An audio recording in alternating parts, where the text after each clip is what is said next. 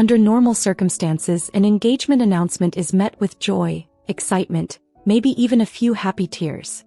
Mine was met with silence. Not the stunned kind of silence that hints at awe, but the cold, calculating kind that lets you know something deeply disapproving is about to be said. I remember the way my mother's hand paused midair, still gripping her teacup, her eyes narrowing just slightly, like I had just confessed something obscene. My name is Meredith. I'm 29 years old, a graphic designer based in Madison, Wisconsin, and I just married the love of my life. But my family wasn't there. Not because they couldn't be, but because they wouldn't be. I was raised in what you'd call a traditional household. My dad, a retired Navy officer, ran the house like a ship. Disciplined, efficient, hierarchical.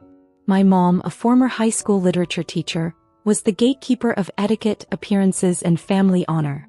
And then there was Jason, my older brother by 4 years. Golden boy, hometown soccer hero, the one who could never quite fail hard enough to lose their approval. Growing up, I always knew there was a pecking order in our house. Jason's mistakes were brushed off with laughter and second chances. My successes were acknowledged with a nod and a reminder to stay humble. I didn't rebel loudly. I became reliable. The girl who did her homework on time, who didn't drink at parties, who called home every Sunday even when she didn't want to. So when I met Andrew and after 5 years together we decided to get engaged, I truly believed, naively maybe, that this would be the moment my family looked at me and finally fully saw me. I had imagined a different dinner. I thought my parents would smile, hug us both, ask about dates and venues.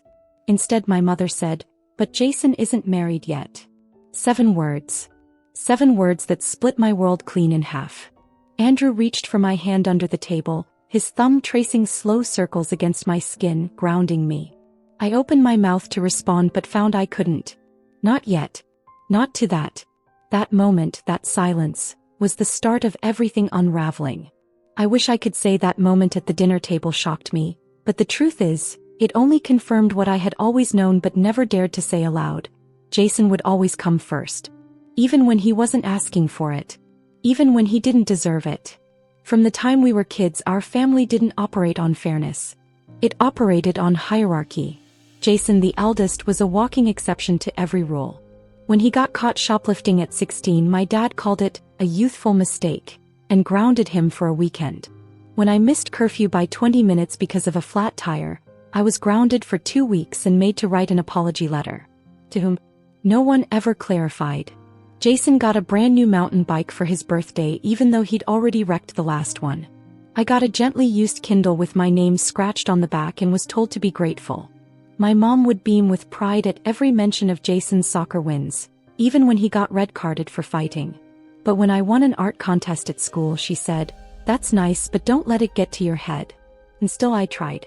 God, I tried. I brought home straight A's. I helped with dinner. I pretended to love the Bible study group Mom made me join even though I hated every minute of it. I was always the good kid. The dependable one. And somehow that just made me invisible. There's one moment I can't forget no matter how many years have passed. I was 13, Jason 17. He had just broken up with some girl and was sulking on the porch. I brought him lemonade thinking maybe that would make him smile. Instead he looked at me and said, "Why are you always trying so hard? It's pathetic." Then he took the drink and walked away. My parents saw the whole thing. My mom said nothing. My dad muttered, "Don't bother him when he's upset." That was the day I stopped trying to be noticed. I stopped expecting fairness. I learned to keep my head down and survive. But somewhere deep inside, a quiet voice whispered that one day, just one day, I'd get to live a life where I didn't have to wait my turn. I met Andrew on a Tuesday afternoon at a non-profit event neither of us really wanted to attend. He was volunteering as a photographer for the animal shelter I'd been designing flyers for, and we ended up stuck at the same check-in table.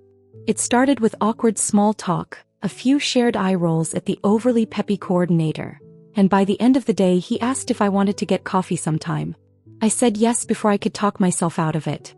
There was something quiet about him, not shy but steady. I'd dated before, always the wrong people.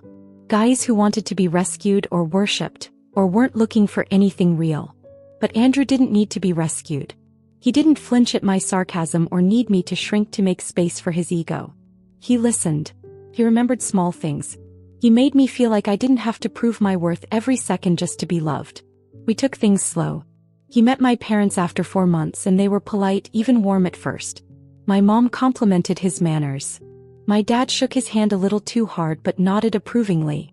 For a while I thought maybe, just maybe, this was going to be different.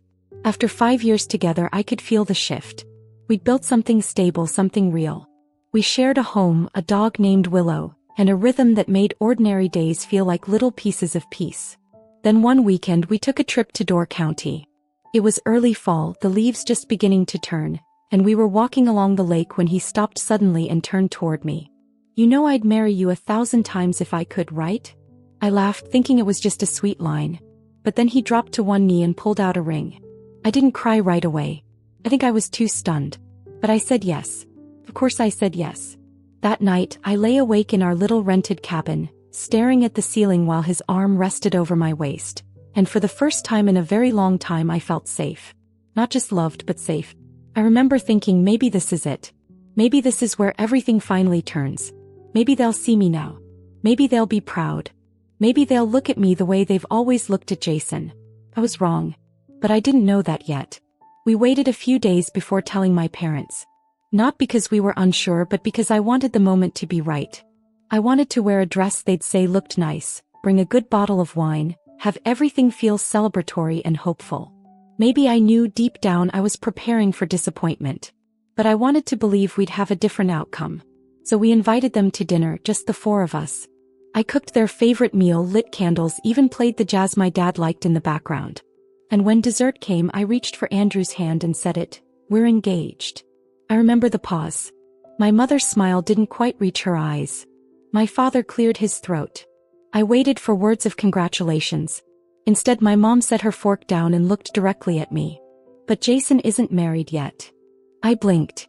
"What does that have to do with anything?" My dad sighed like I was being difficult. "You know how it looks. Your brother's the eldest. It would be unseemly for you to go first." I stared at them. "Unseemly? Are we royalty now?" My mom frowned.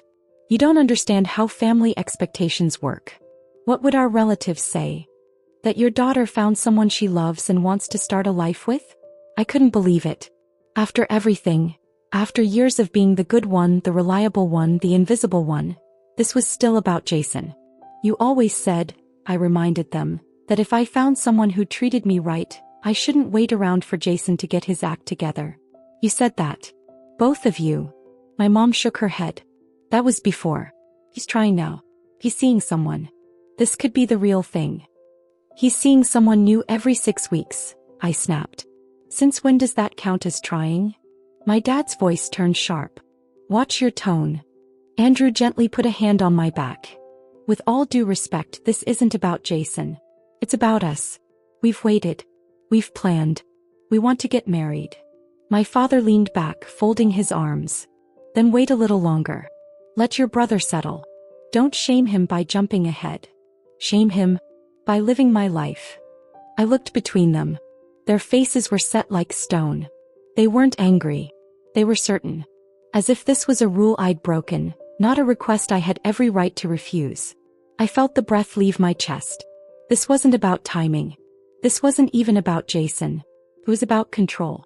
It was about them choosing once again to prioritize the son who never earned it over the daughter who never asked for much. And I knew in that moment that nothing I said would matter. They had made up their minds. I called Jason that night.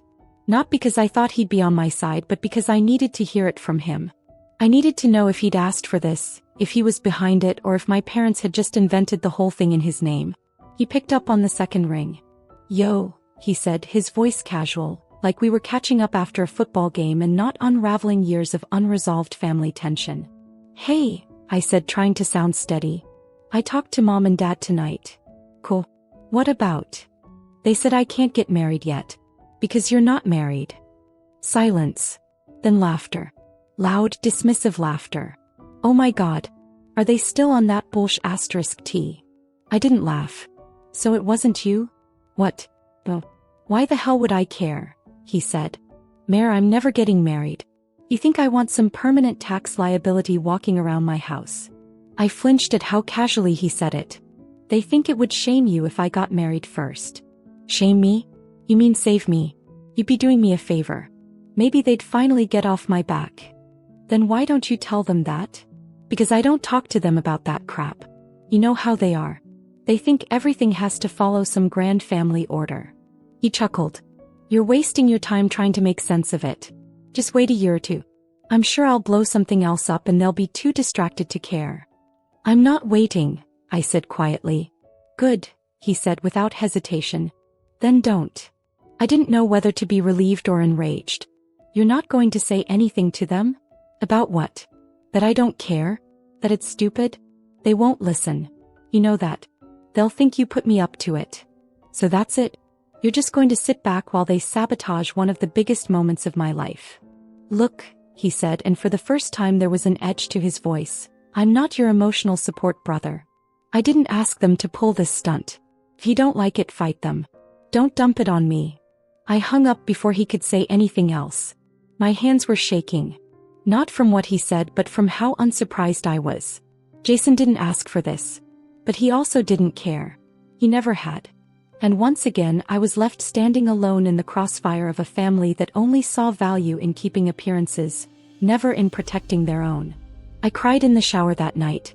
Not the dramatic, shoulders-shaking kind of crying. The quiet kind. The kind where you sit on the floor, let the water run over you and feel nothing but the ache in your chest as your throat burns from holding it all in. Andrew knocked once, softly. You okay? I wanted to say yes.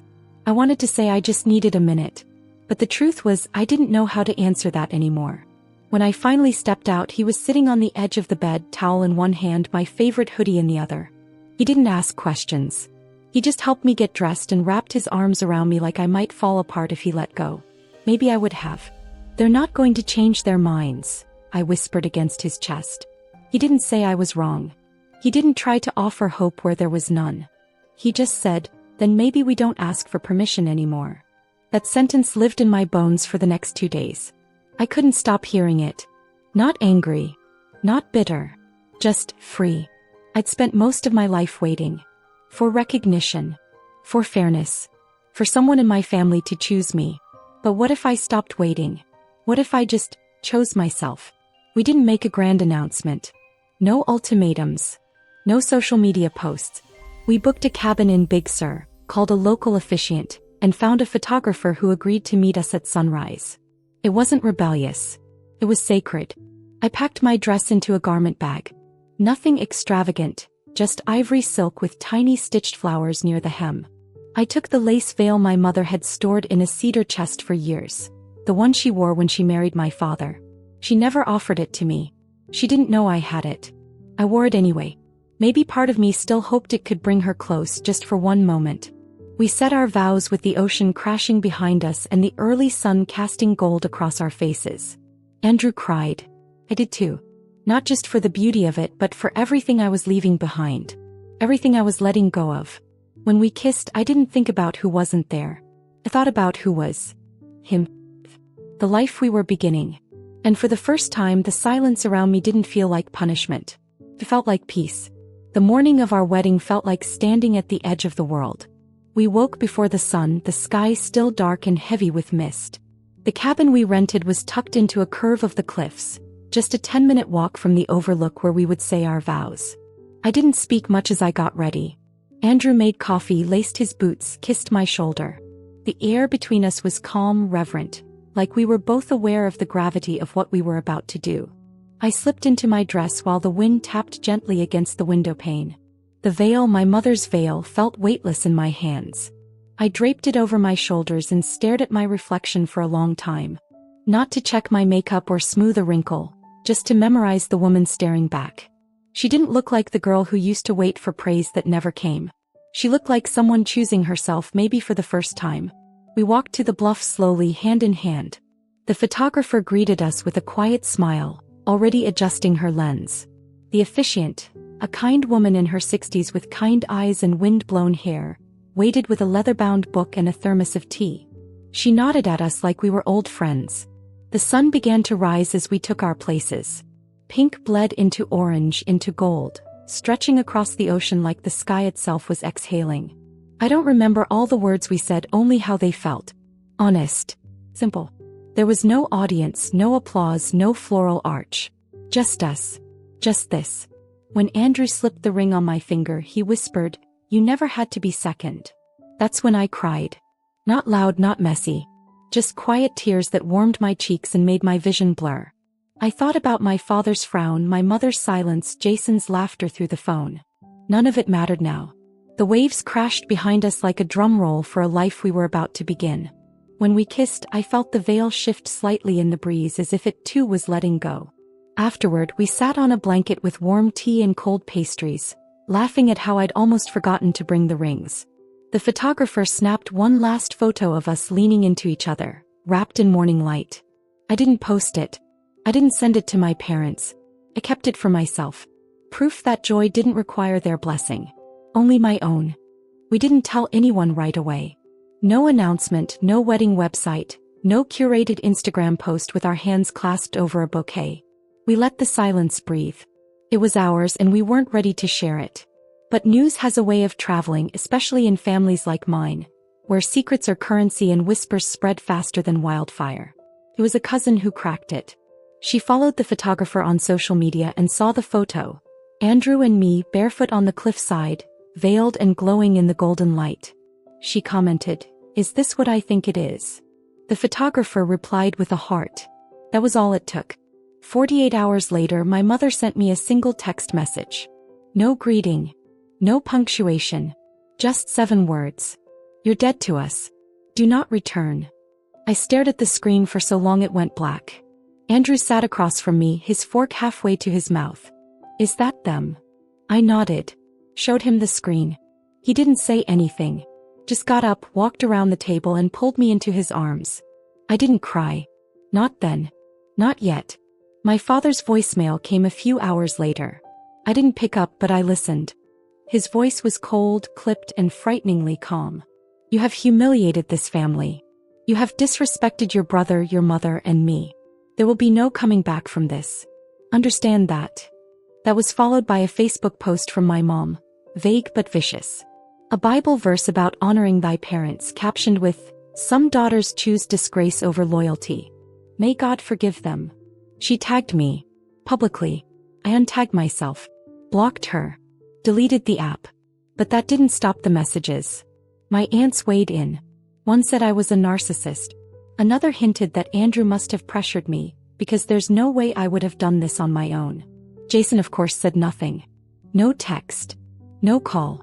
But 3 days later he posted a photo of himself with some new girl, captioned, "Real love waits.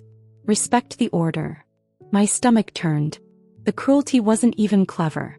Just obvious. Just petty. That weekend we stayed in. Curtains drawn.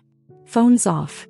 Andrew made soup and played old records while Willow curled up at our feet. I kept thinking about the look on my mother's face when I told her we were engaged. It wasn't sadness. It was strategy. It was about image. Not love.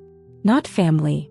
And now she was punishing me for refusing to play the role she'd written for me. It was my cousin Natalie who told me. She didn't mean to, not really. We were catching up over coffee a few weeks after the storm had settled, at least on the surface. She kept glancing around like someone might overhear us, even though we were sitting in the back corner of a nearly empty cafe. "They've updated the will," she said, stirring her latte like it might soften the blow. "Your name's not in it anymore." I blinked. "What?" "Your parents. They're rewriting everything. I only know because my mom was there when they were talking to the lawyer. Your share's going to Jason now." "All of it?" She nodded but hesitated. "Not just to Jason. To Jason's girlfriend too. The new one." My stomach turned. The girlfriend she was talking about was someone I'd met once, briefly, at a family barbecue. She'd cornered me by the drinks table and asked if my glasses were a style choice or if I actually needed them. Then she called my floral dress quirky, with a tone that made it sound like a slur. That girl. That's who they chose. I sat back in my chair, gripping the edge of the table like it might steady me. "Why?" Natalie shrugged helplessly. "They said she's going to be part of the family soon. That she gets them. That she doesn't cause problems." I laughed, but it wasn't real. Sounded hollow even to me. I didn't cause problems. I just didn't obey. Natalie didn't argue. He didn't have to. The message was clear. In their eyes, obedience equaled love. Silence meant loyalty. and I had broken both. Later that night I told Andrew. He didn't say much. Just pulled me into him while we stood in the kitchen, the leftovers from dinner still warm on the stove. "I don't care about the money," I said, and I meant it. I can't believe they'd rather give it to a stranger than to me." Andrew kissed my forehead. "They don't see her as a stranger. They see her as someone who plays along." I didn't reply. There was nothing left to say. It wasn't about inheritance. It was about erasure. About removing me not just from the dinner table but from the family ledger. Like I had never mattered at all. It was 1:42 in the morning when my phone lit up. I was awake, staring at the ceiling, too tired to move but too wired to sleep. Andrew was beside me, breathing softly, his arm draped over my waist. The screen glowed with a name I hadn't seen in weeks. Dad. My first instinct was to ignore it. Let it ring. Let the silence answer him. But something in me wanted to know. Maybe some naive, bruised part of me still hoped for a sliver of decency. I slid out of bed and stepped into the hallway. My thumb hesitated over the answer button. Then I pressed it. I didn't speak first. Neither did he. For a few seconds there was only breathing, his heavier, mine tight and shallow. Then he said it. "You'll die alone, Meredith." My heart stopped. "You'll realize one day what it means to burn bridges you didn't build. And when that day comes, don't call us. We won't be there." I stood there in the dark, every word carving a deeper hollow in my chest. His voice wasn't raised. It wasn't angry. It was measured, cruel in its clarity. I waited, hoping for something else. Anything that might redeem the moment. An ounce of regret. A hint of softness. But it never came. "You made your choice," he said. "Now live with it." I hung up without saying a word. My hand was trembling as I set the phone down on the kitchen counter. I didn't cry. Not then. I just stared out the window into the backyard, the wind moving through the trees like ghosts brushing against the glass. I'd always thought the worst thing a parent could do was stop loving you. I was wrong. The worst thing is realizing they never did. Not for who you were. Only for who they wanted you to be. The letter arrived 2 weeks later in an envelope that looked older than time. Cream-colored paper, slightly yellowed at the edges, with my name written in looping cursive I hadn't seen in years. It was postmarked from my aunt's address, the one who'd been caring for my grandmother before she passed. I sat at the kitchen table staring at it for a long time. My hands didn't shake, but something in me did. I broke the seal gently, unfolding the paper like it might fall apart. The first line stopped me cold. "If you're reading this, it means you've finally done what I always hoped you would." I read it again, slower this time. "You chose yourself." My grandmother had always been quiet, always the one sitting in the corner of the room knitting or humming a song no one recognized. She never raised her voice, never interfered, but she saw things. She saw me. The letter wasn't long. She wrote about the day I was born, how she held me while my mother was still groggy from the epidural. How she looked into my face and saw someone who would grow up different. Not easier, not louder. Just different. She wrote about how she watched the way I would fade into the background at family events, how I always knew when to disappear so others could shine. "I wanted to tell you then," she wrote, "but I knew they wouldn't let you hear it. So I'm telling you now, there's nothing wrong with you. They just never knew how to love someone they couldn't mold." I didn't realize I was crying until a tear hit the paper, blurring the ink. "You were never meant to follow their path. You were meant to break it. And you did. I'm proud of you, Meredith. I hope you never forget that." I folded the letter back up, held it to my chest, and for the first time in weeks I felt something other than grief. I felt seen. She was gone, but somehow she had been waiting for me on the other side of the storm. Not to fix anything. Just to tell me I was never crazy for feeling alone. I was just surrounded by people who never really looked. But she had. He always had. It was another cousin who broke the news this time. A screenshot, casually dropped into a group chat I hadn't left yet, showed a save-the-date card. Jason and his girlfriend beaming, arms wrapped around each other, her ring front and center. The date printed in bold serif across the bottom made my heart stop. It was our wedding date. Not just the same weekend. The same day. I stared at it for a solid minute, thinking maybe I was reading it wrong. But no. August 14th. My day. Now theirs. I didn't respond to the message. Didn't react. Andrew saw the screenshot on my phone and asked if I was okay. I told him yes, because what else was there to say? He knew I wasn't. I knew I wasn't. But what was I supposed to do? Call them and demand they pick another day? As if this wasn't deliberate. As if they hadn't chosen that date with surgical precision. This wasn't coincidence. It was erasure. They weren't just pretending I didn't exist. They were replacing me. Rewriting the narrative. Recentering the son who had never been asked to earn their loyalty. And the worst part? He played along. Maybe it was his idea. Maybe it wasn't. But either way, he let it happen. He stood there smiling while they lit a match to everything I had built for myself. I wrote a letter. Not long. Not emotional. Just clear. I sent it in a plain envelope with no return address. You couldn't clap for me, but you'll dance for him. I'm not angry. Just free. Don't call me when he lets you down again. You won't find me waiting this time. I didn't sign it. I didn't need to. They would know.